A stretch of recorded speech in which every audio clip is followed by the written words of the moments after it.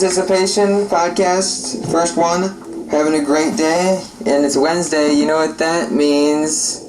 Hump day, yeah. Yep, Exactly. yeah. And we just want to say Hello, it's me. okay. I'm done with the music sounds. I'm sick of it. All right, so we just want to recap with some of the games. Well, first off, we're gonna say off tonight. Hawks and Cavaliers at 8 o'clock. Yeah, so watch that. Just watch LeBron James flop and cry like a baby. You got some beef with LeBron James? Okay. Yeah, they play tonight. In NHL, the Capitals take on the Penguins tonight at 8 too, so you gotta choose between which game you'd rather watch. Yeah. Well, I mean, in my humble opinion, I would stick with basketball at this point because you Detroit fans out there probably don't want to be reminded of hockey right now, you know? I mean, that loss for the Wings. Yeah, it's pretty bad. Yeah, I mean, it still stings, so just gotta work through that a little bit, you know? Yeah. You know, you gotta work this out. Yeah. And, so, Brady, what do you think about Justin Verlander? He's engaged to Kate Upton, soon to be Kate Verlander. Well, or Justin Upton. Justin. So then we How can did have... that work? I've never heard of anyone getting the girl's last name. Well, I mean, that does happen. I mean, it's When? it's based on choice. It's a choice thing. You can choose which name you want to take. Why would he choose that? So we can have two Justin Uptons on the team. That would be... Oh my gosh. OMG. Amazing. Amazing. That would be like...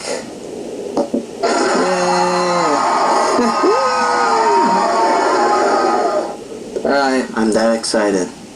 Oh yeah. Oh, by the way, another news, Donald Trump, what is he again? He is now the official presidential candidate for the conservatives, you know? Yeah. I will build a great wall on our southern border, and I will have Mexico pay for that wall. Mark my words. Oh man, I love that guy. Sarcasm. He's a presidential candidate. Oh, and by the way, if you haven't heard, he recently tried to accuse Ted Cruz's father of possibly killing JFK. So that got me a little laugh, you know? Typical Trump jargon. Yeah, I know what you mean. Okay, so let's recap on the Lions draft. So, Brady, what do you think about that? Yeah, that's the sound you're gonna hear from our offensive line. It's gonna be a lot of booms like crashing against those Like this? defensive linemen. Yeah, and we have Decker.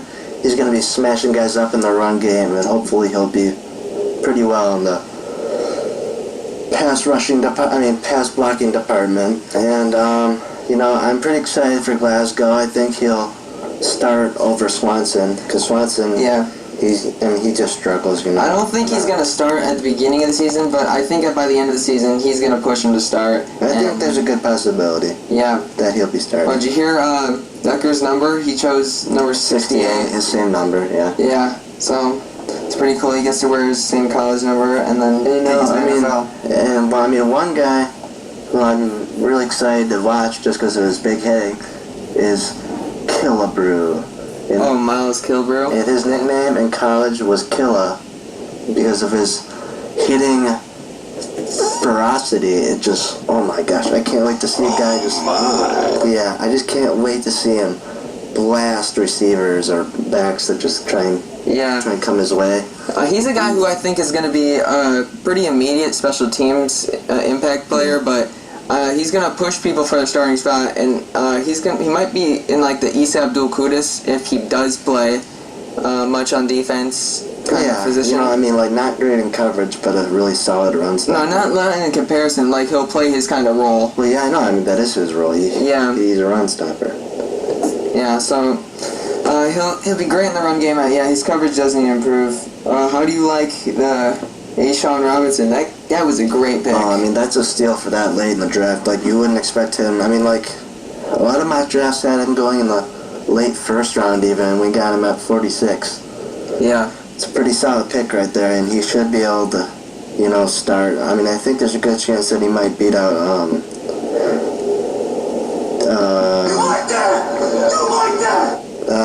Tevin Walker as the guy next to Nada. Yeah, I like Tyron Walker, but he's a little unproven. I haven't seen much of him. We did give him, Yeah, but so is Robinson. Yeah, so they're both pretty unproven. They're both going to get rotated, so they're both going to play, I think. Yeah, I mean, that's fine. I mean, the more depth, the better. Yeah, and they have potential at starting. Miles Kilbrew has the potential at starting, or at least making an impact. Ashawn Robinson does. Yeah. Taylor definitely does. He's probably... I mean, he will start. Yeah, he's going to start. I think he'll play right tackle, just because I don't know how he'll be able to transition to left tackle in the NFL. I mean, he has played both, but yeah, I mean, it is different in the NFL, so So, but, I think that's great. And what do you think of Jimmy Landis? This is the end. Oh, sorry, my hand slipped. wrong one. It was pretty surprising to me. I didn't think we'd ever draft a long snapper, and I read something that since the Common Era, in the last 4 decades or so of the draft, 4 long snappers have been taken, so that's an average of 1 per decade. So I didn't think we'd be one of those teams to be drafting a long snapper. Yeah, but I don't know. I guess we don't want. I don't know. It was kind of head scratcher. Like Quinn said that, he thought that he might end up getting drafted, so he wanted to draft him when he could. Yeah. But, he probably would have been available in the 7th round. That seems realistic. Probably could have been undrafted. You can sign an undrafted punt. Well, yeah, sure you can. But, I guess he just wanted to make sure he gets that cleared up, because, he'll probably end up starting, because you don't draft a long snapper unless he starts. I mean, me and Brady watched the draft together, and I tried to justify some of the moves, but, why did we draft one in that round? I guess it's all coming out right now, but, I was, a little mad over that. But yeah. But, whatever, it is how it is. He is an impact player. He probably will start, so have I know. Have a late rounder starting, so... Well, yeah, if he can end up starting and having 20 solid years, it would be like Jason Harrison. Daniel, back at it again with the white man. Yep. Exactly. That's my thoughts exactly. Yeah, so, how do you think we're going to be this year, based on what we've done this offseason so far? Well, in my humble opinion, I think we'll win somewhere right around 9 games, probably 7 to 9 games roughly. Because, it's tough to predict with this team. Because, the overall talent when it comes to starters, it varies. It's not like the kind of talent you'll see for teams like the Patriots or, Broncos. Because the Broncos are stacked on defense especially, but you don't see that with the Lions. No, I think we're pretty good on defense. We haven't really gone down much. Yeah, I know. That's not what I'm saying. But, it is good to have depth. He wants to build depth first and then add more talent later, which is fine. Yeah. Who do you really think is going to be starting on offense, really, though? Because, Matthew Stafford's saying T.J. Jones has breakout player potential this year. Well, I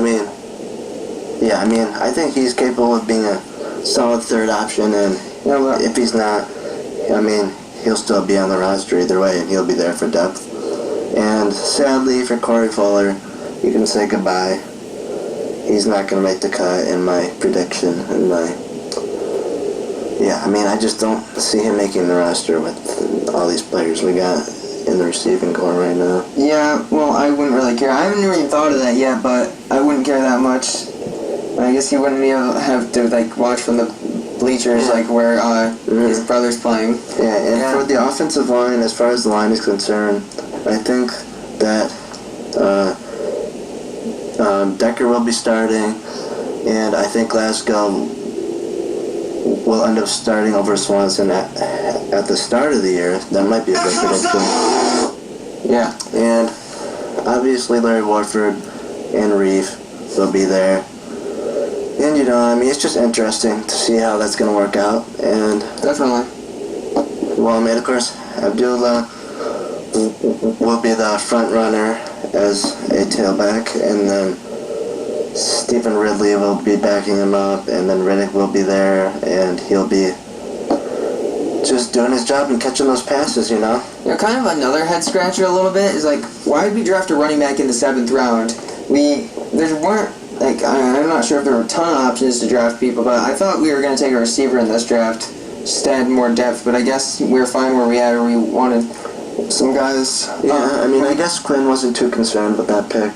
I don't know, maybe he can be a special teams player, or he's just a big guy, or something like that. One guy who is an undrafted free agent, who I kind of like, Jay Lee out of Baylor, a wide receiver. I don't know if he has he probably has, I don't know if he's a chance at making the roster, but maybe he could be a practice squad player. He was kind of hidden behind the shadow of Corey Coleman, but he was still pretty good for Baylor. And it would be nice to see someone that went undrafted and make our team if they were good and could make an impact. Yeah, that would be nice. Yeah, dude, Ebron, he has to step it up this season for sure. He's got brick hands. Yeah, he's got to step it up in order for us to do good, because it didn't help that Megatron retired.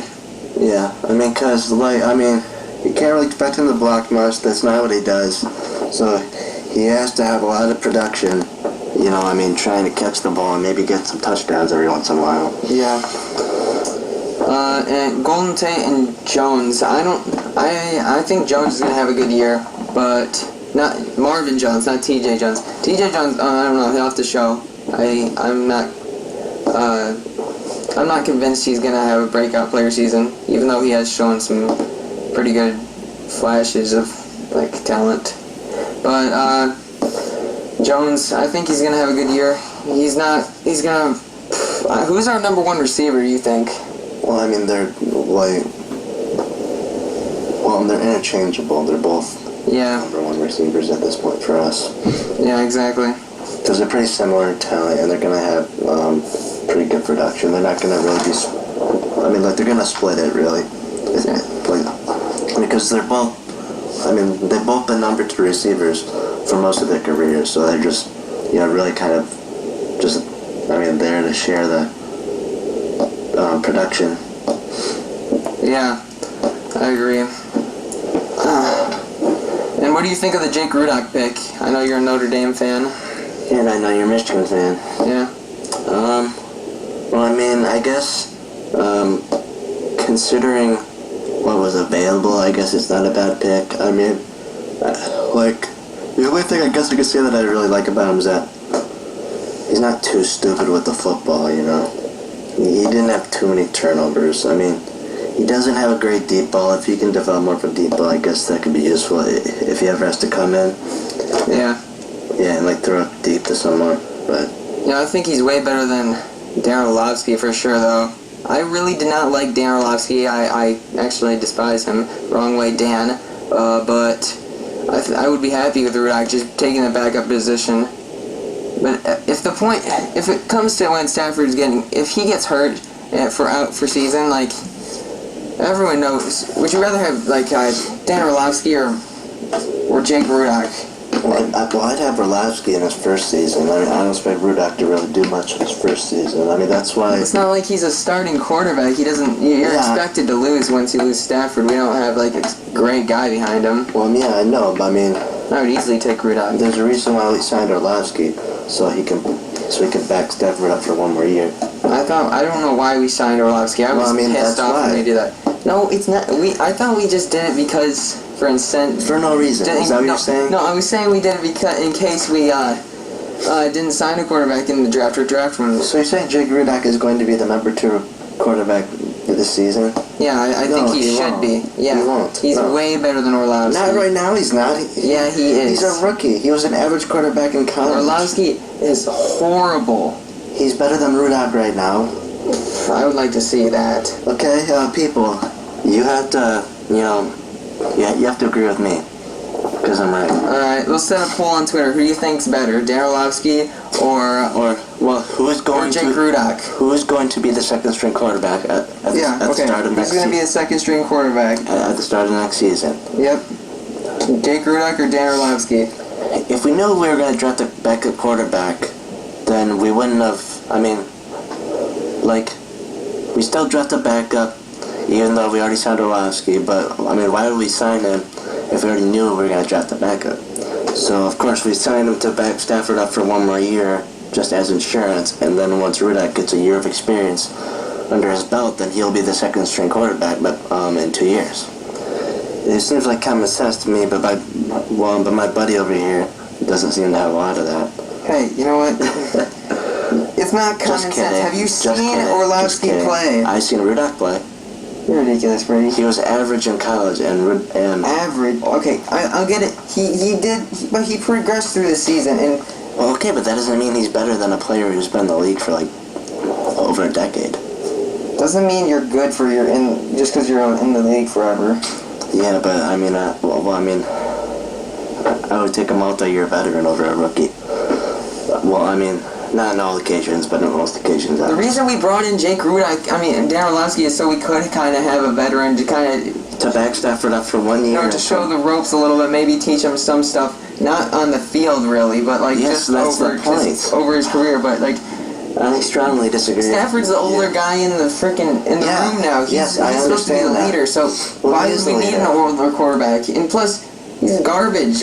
It's not the point. He's still better than Rudock at this point. Physically, he is nowhere better than him. Yes, he is. Okay, he is better physically because Rudock's 200 pounds.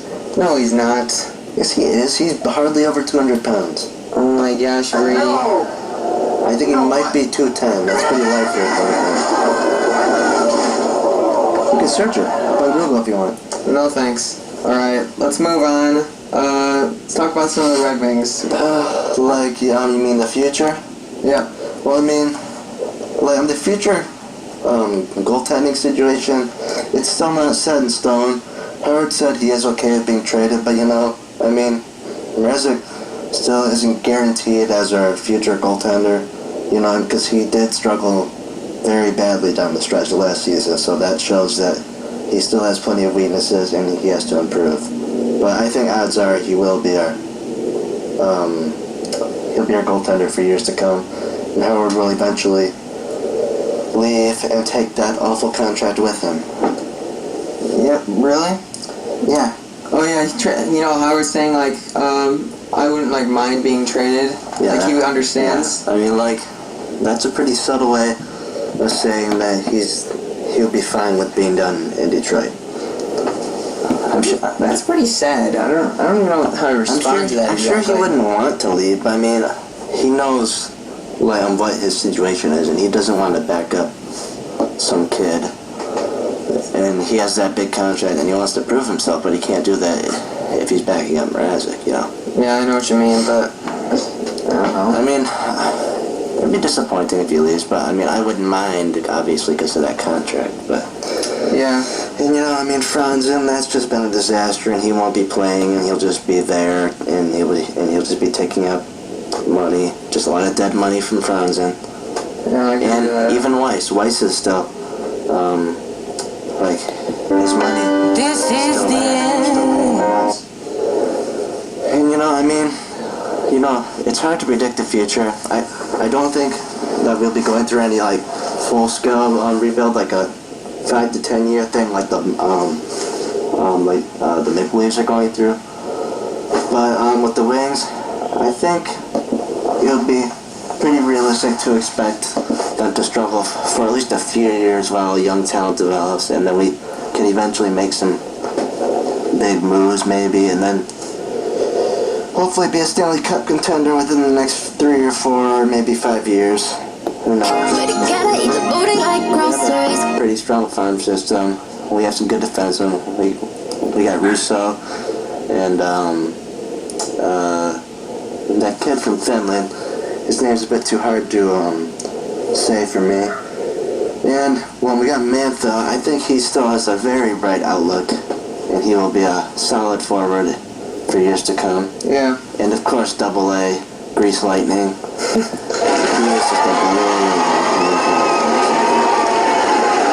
He is just a I mean, he makes me want to cheer every time he gets to that puck, and then he will make some sick move. Like, oh man, he is fun to watch. Yeah. And of course, Larkin, D-Boss. He's a 200-foot Daniel, player. back at it again with the white And as he gains experience, he will obviously be smarter offensively and defensively. Mm-hmm. And he is our future. I mean, because if he's not, then we don't have much of a future, do we? And, yeah, he is the key to our future. I would say that. Yeah. And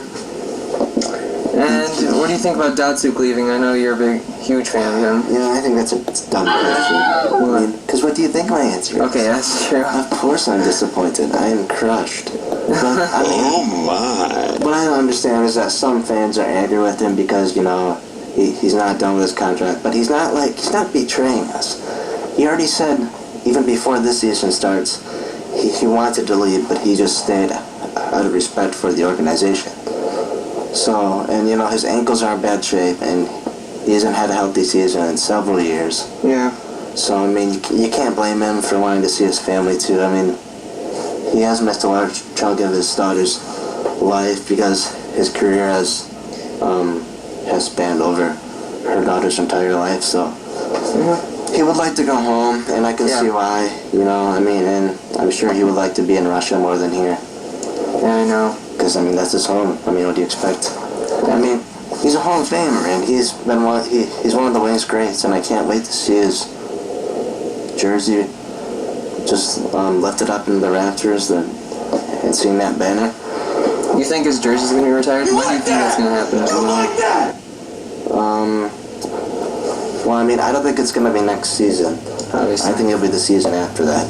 Really? Because I think that's what happened with Lidstrom. It was the Hello, season after the... it's me. Well, I think it was the season after the first season he returned. But, I mean, it's guaranteed that his jersey's going to be retired. There's no doubt about it. Yeah, I think it's gonna be retired, but I don't know about like the season after next season. Well, I mean, it would make sense if you ask me, but... And same with Zetterberg, he'll get his jersey retired too, and I can't wait to see that 13 to 40 up in the rafters. Yeah, that'd be cool. Oh my. And hopefully more to come in the future, you know? Oh yeah, this just in, Lions did add some depth at wide receiver. They signed Andre Caldwell to a 1-year deal. Oh, so is that... No, he played with the Broncos last season. Yeah, I know. I'm just messing with you. Alright. What about some Pistons team? Oh yeah, so, what do you think they're gonna try and do this offseason? You know, I mean, obviously, we aren't going to try and, you know, find guys who are going to start because our starting lineup is, you know, good right now. You know, I mean, the main thing, I mean, in my opinion, and it's already been said, I mean, the key is to build depth. You want to improve that awful bench, you know?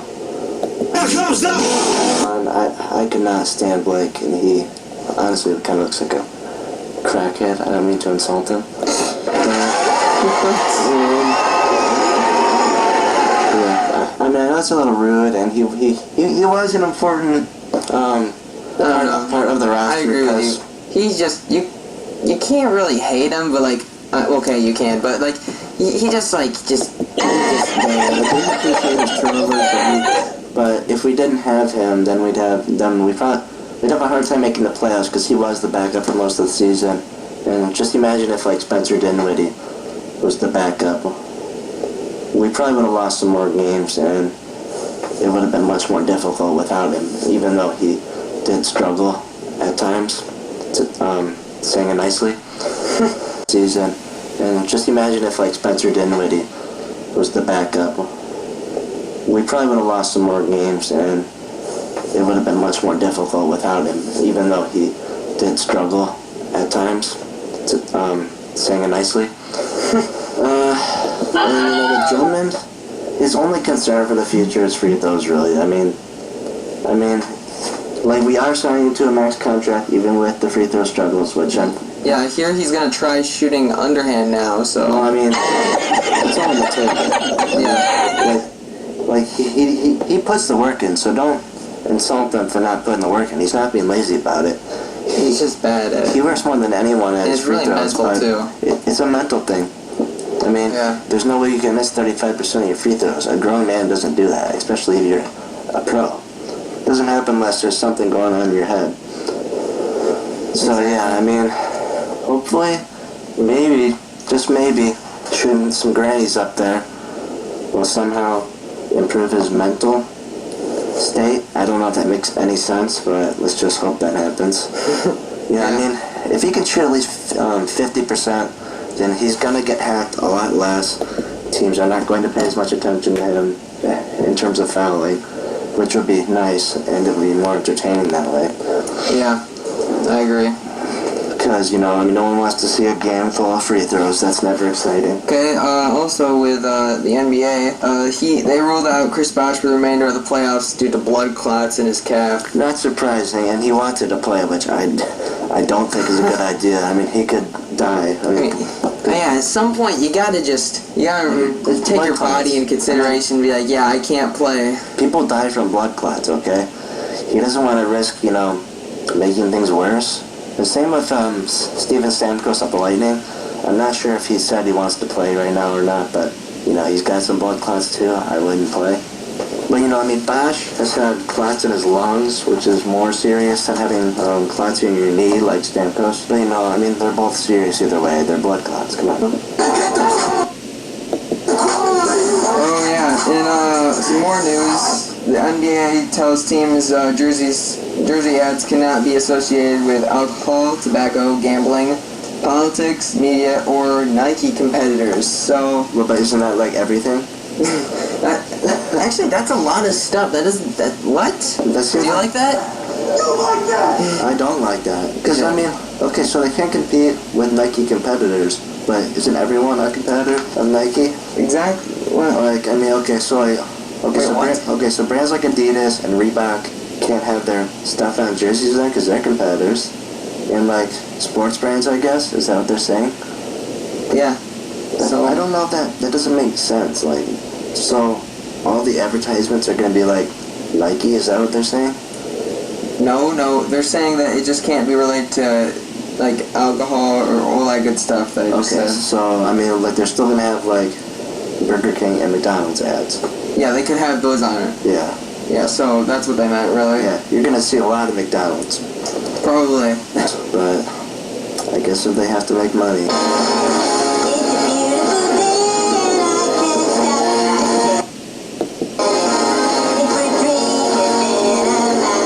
Have a great day, guys, and watch some more sports anticipation, guys. To the end.